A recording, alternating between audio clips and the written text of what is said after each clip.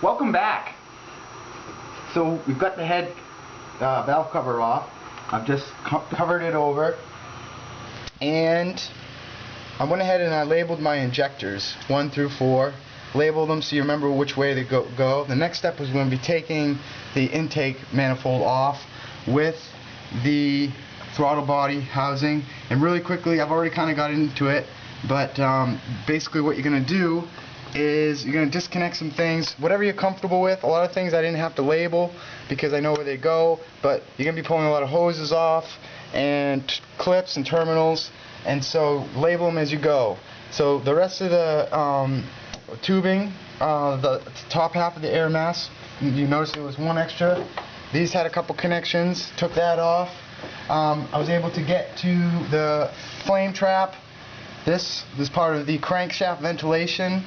You're able to get that. This you're going to inspect later. This is your flame trap. This always gets clogged, and that blows out seals. So you're going to want to take a look at that.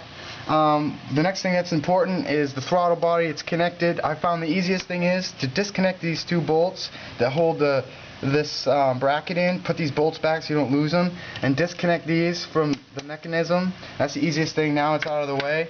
The next thing to disconnect is you're going to eventually disconnect your fuel lines. This is the fuel in, and this is the fuel return. You're going to put, I think it's a 15 and a 17 on that, and comes off. This comes back from the fuel regulator.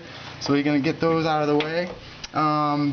Let's see, this clip, if you were taking the throttle bar off to clean it, whatever, this clip, it's got a joint, kind of like a ball and socket, and it's pretty simple. There's a little tab here, you press up, or in this case you press it down, and then this just pops out from that. You're going to disconnect that, just because eventually you're going to want to take this off to clean it out. There's more connections back here. There's 8 bolts holding the, I think they're 15s, 14s, they're holding the actual manifold to the head.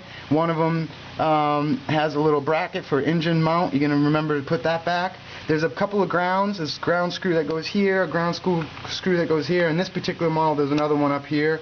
I'm going to have to get into that. Looks like something somebody did afterwards. Just keep in mind that these grounds, because this is all part of a wiring harness that's going to stay with the car.